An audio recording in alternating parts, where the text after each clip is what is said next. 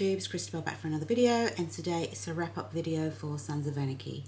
Yeah, if it's your first time here, go back and watch the show and then come back and watch this little shout-out video. It's going to be doing shout-outs, a few top 10 lists, Mayan's update, and yeah, wrapping up my thoughts on the previous few episodes. So, where to start? We saw Jax come to terms with his fate, if you like. He didn't tell the guys because it probably would affect all of their, comings and goings and what they had to deal with. So he sort of kept it to himself until the last minute, and then he told the guys when the time came, and they all voted for mayhem. We saw him make some big mistakes in the beginning of the season, like on emotion, and we can't say we wouldn't do the same on emotion in the same position that Jax was in.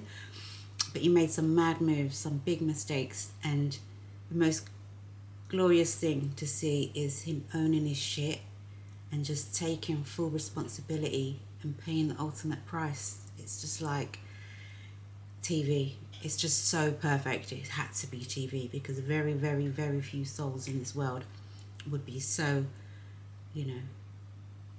accept such culpability and still wanna, still sacrifice. Because me, I'd be like, oh, I'm sorry, won't do it again. But yeah, it was amazing to see him own his shit with the other charters and just face his fate with such dignity and gangster. Just, yeah, it's got to be admired.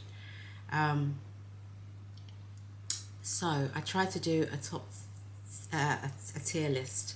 It's so difficult to do a tier list because there's I really love you, I really hate you, and there's this that mishmash in the middle, and it's so hard to be like, okay, how do I feel about the prospect in relation to the homeless woman? It's like, so instead of doing that, I've done some top 10s and stuff, and some lists and some shout outs and bits and bobs to go through. So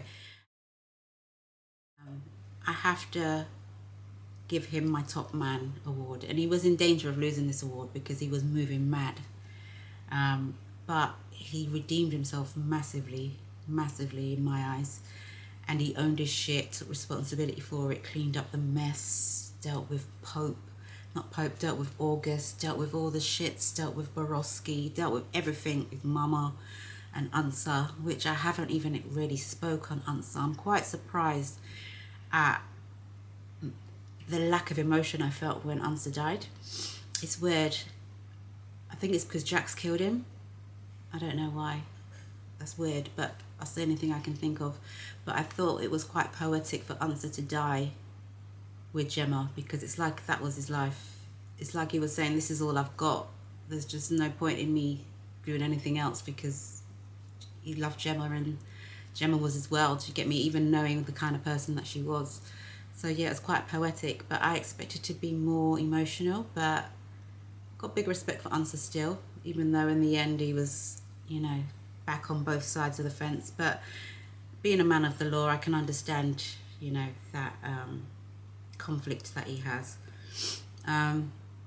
So yeah, Jax was my top man, because over the seasons he was always my top guy, but he redeemed himself, he redeemed his mistakes, he paid the ultimate price. What more can I ask for, bitch, if you don't just settle and be like, yeah. So yeah, Jax is my top guy. He's closely followed by he's closely followed by Chibs, who's closely followed by Nero.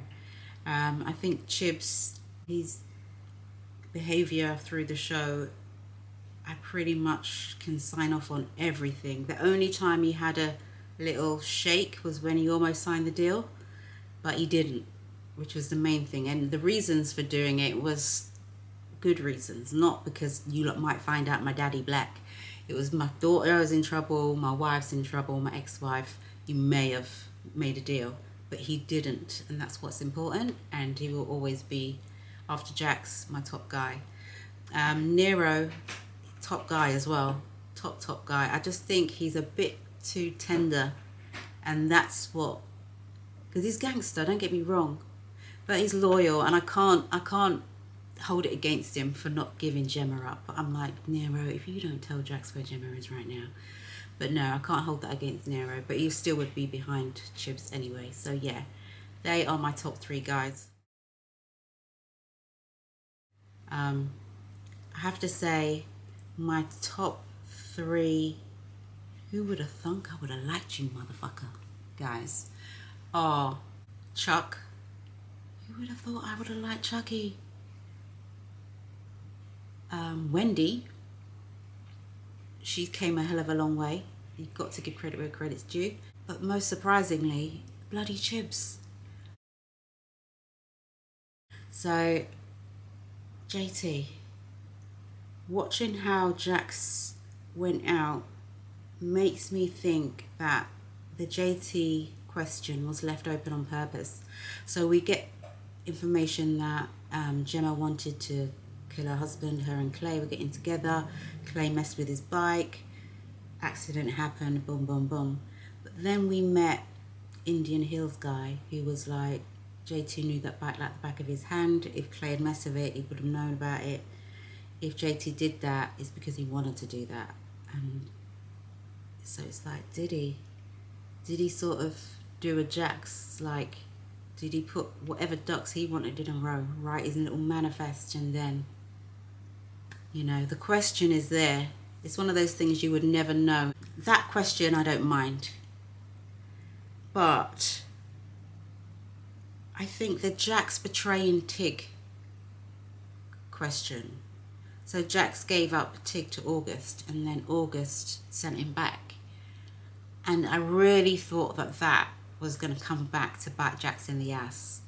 I do think they could have used that, but at the same time, I wouldn't have wanted Tig to go rogue or, you know, want to kill Jax or whatever. But I did expect that to come back, and August had that in his pocket. So should he have used it? Who knows?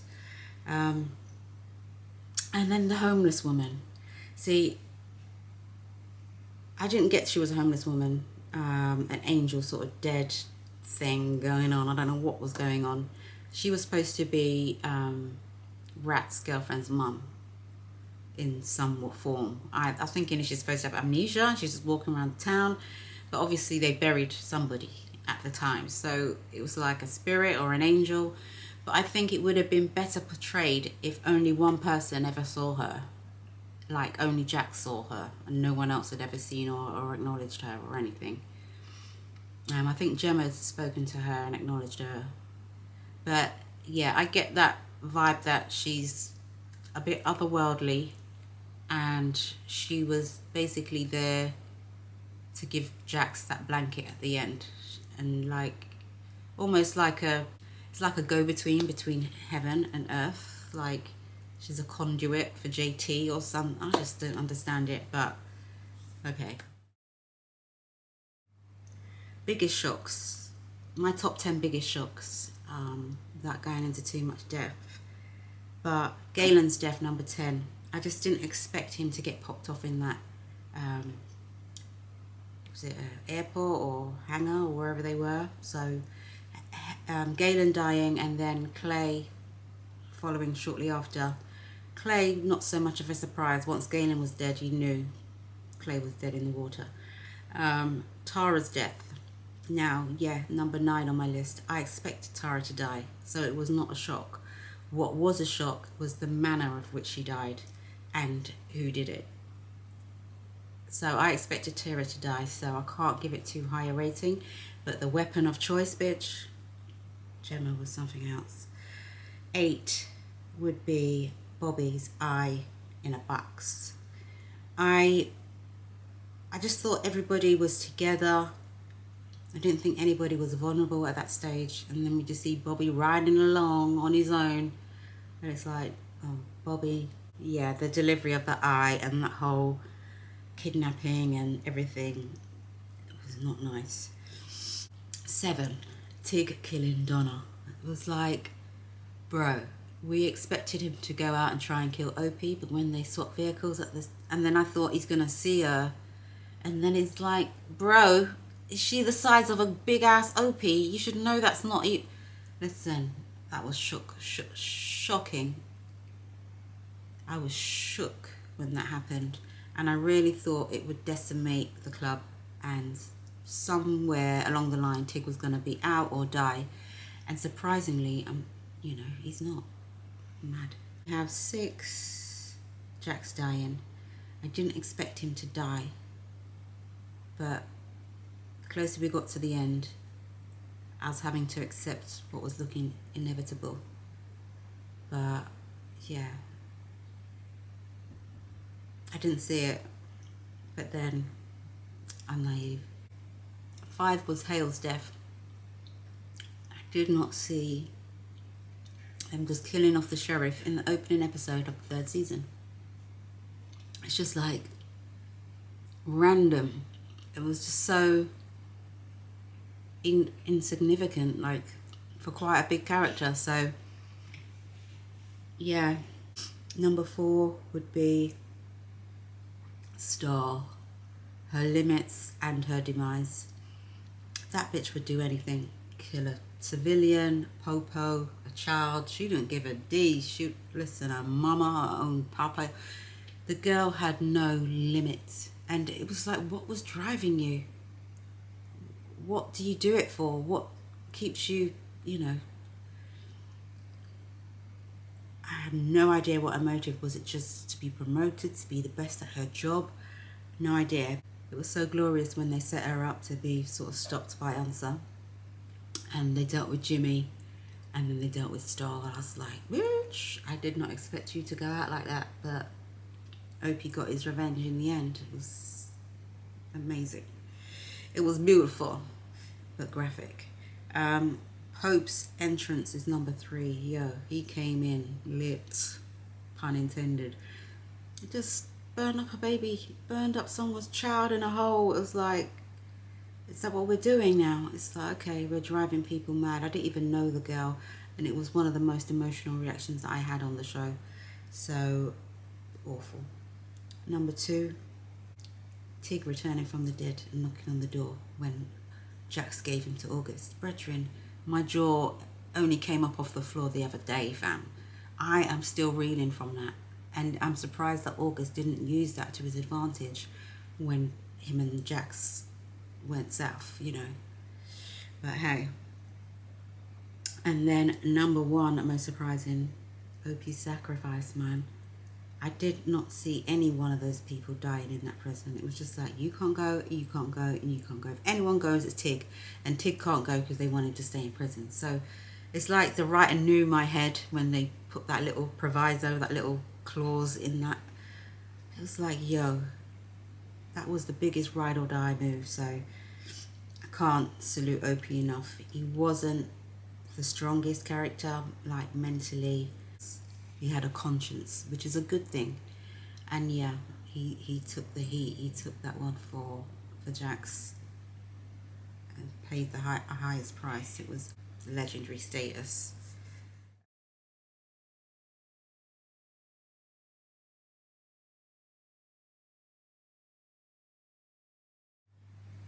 So instead of just doing shout outs in the typical standard way, I thought I would do shout outs in line with the show and have a little bit of fun. Okay? So don't hold none of this against me. This is all in spirit of the show, okay? So if I say shout out, for instance, this is a positive one, and I love you all the same, okay? I'm starting a club in London. I'm gonna be Prez, okay? I'm gonna need some VPs. So my candidates for VP are Michael Fritz. I forgot you, Michael. Holler at me when you're back, okay?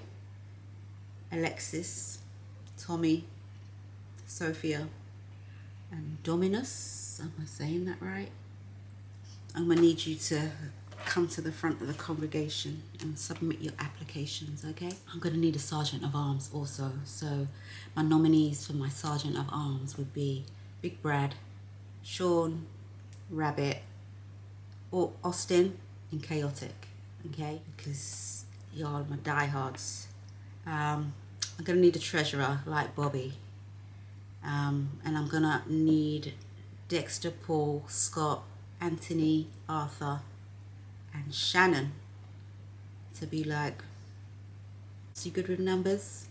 Okay, I'm opening Diosa London tomorrow, and I need some of the baddest bitches and mitches in town. Okay, it's obviously gonna be for men and women because you know I'm that kind of provider. So I'm gonna need Shelly, Guymon, Shanice, Dakota, Tracy, and Helen to come to the front of the congregation. No. Don't be offended by that. I ain't saying you lot are hoes, and you know this is all in jest. And last but not least, I'm gonna shout out the nomads because they're the unsubscribed ones. They're the ones that just be there lurking. They ain't gonna commit, but they be watching.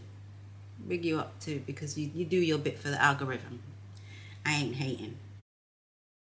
I want to shout out all my Patreons, past and present, though I don't have all the names and I'm not going to go through all the back catalogues. So, big shout out to my current Patreons, Frederick, Anton, CJ, Dan, BL, Scotty Dub, Michael, Kang, Kim Lee, Crimson, Matthias, Kevin, Marcus, Miguel, Robert, Nita, Tobias, Orange Smoke, Empu, Dante, Karen, Amara, Tristan, Marie. Big love. I'm not sure if you're all here for sons. I'm sure a lot of you will be sopranos. But I just want to shout you out and just say I appreciate you. I don't say it often enough. I hate repeating myself every video and trying to sell stuff. But guys, I really do appreciate you taking your time out to go into your purse and actually support me. That means a lot to me. It's big. So thank you so much. I don't have a list that contains this person, but it would be a travesty for me to not mention the show writer and the character Otto. He was the biggest beast on the show, so much so I actually had a fish named after him. I had Otto and a Luan. Otto actually passed away and Luan's just on her own there in the corner. But what a show, what writing, what a character in Otto. Thank you. Thank you for the words, thank you for the thoughts, thank you for the show. It's been great. Someone actually asked me, do I prefer The Shield or Sons of Anarchy? And it's a hard one because Sons of Anarchy really sucked me into the characters. I felt like a member of the club. It was just like being in there. I was one of them. Like when you bled, I bled. But The Shield was more complex. Whereas with the Sons of Anarchy, there was a formula to it. And it did become not predictable in storyline, but predictable in formula. So it was always like a mission within the mission within the mission. So it might be that Abel was kidnapped, was the big mission, and then you would have, you need to get to the house, get the girl, grab the guns, there's mission 1, and then get to the airport. It's like a game of Grand Theft Auto, which isn't a bad thing, but The Shield was a lot more unpredictable, a lot more complex in characters and storyline. And yeah, but again, very much the same in terms of love-hate relationships with the characters. Kurt Sutter has got a great skill with making great complex characters that you really love and hate. I wonder what other shows he's done because I like it. I like his style. But Mayans, I did a poll for Mayans, and it turns out like about half of my Sons of Anarchy audience want me to watch it, and with the size of my channel, it's just not enough at the moment. So I'm going to put it on a back burner. It might be something I revisit later on, but for now, I'm not going to be watching the Mayans on my channel. So let's talk top 10 villains, yo. Well, I've got 8 here. There are a few people that are villainous, but I didn't actually add them to my list because I don't think they qualify in exactly the same way as other villains. And then there's some that are just real low-level villains, but I put them on the list for the sake of the list. So a couple of people that didn't make the list were the Galindo cartel, which was the popo really that, you know, was dealing with the club. But as disruptive as they were, I'm not going to put them down as a villain. And the Russians, because they just wasn't around for long enough. They had a bit of an impact, but they were gone before we could blink, so not really putting them on the list. So my last, number 8, ranking in 8th would be Zobel and his punk ass. I hated Zobel and the incestuous relationship he had with his daughter. He wasn't much of a bad man, he wasn't much of a gangster. He was vile, and he had those like Nazis behind him who violated Gemma and caused quite a bit of disruption. So coming in 8, Zobel and crew. Number 7 would be Hayes. Now Hayes, I wouldn't really put him on the list, only because he took baby Abel and he killed the prospect, which is more than what some other motherfuckers did. So for that, Hayes is on the list. Then we have number 6. Now 6, I'm surprised he's number 6, because this mama jamma right here, yo, make me sick to my stomach, and that would be Torek. He was just weird and a junkie with no limits, and it's just so much worse when it's a law enforcement officer with no limits. It's just heinously disruptive and murderous, and just, yeah, hated Torek. Number 5 would be Jimmy O. Jimmy, you guys had me really getting ready for Jimmy. I thought Jimmy was going to annihilate the whole club. I mean, he caused some ruckus. He also exacerbated the kidnapping of baby Abel. I think it was him that blew up. That might have been just the Irish rather than Jimmy. That was the Irish. Yeah, he exacerbated the kidnapping of baby Abel. He was terrorizing Chibs for years. He gave him that Glaswegian smile, is it called? Yeah, Jimmy O, I'm going to put Jimmy at number 5. Number 4, August. August Marks, aka McDuffie. I think Bobby, the way he dealt with Bobby, and if he had more time, he would have been more ruthless. I think he underestimated Jax, which was lucky for Jax. But Marks was quite deadly. I wonder if I should swap Marks and Jimmy over. Number 3, Galen. Oh my God, I hated Galen. I just didn't expect him to get killed when he did, but he was just so annoying. He caused so much trouble, killing the Chinese, causing a war for us. So yeah, definitely Galen in number 3. Pope was number 2. Pope came in with a bang, yo. And I was afraid of him. And the way he got Opie killed, Tiggs's daughter killed, he was utterly terrifying. So yeah, Pope was number 2. And he could only be outdone by one person. Authority.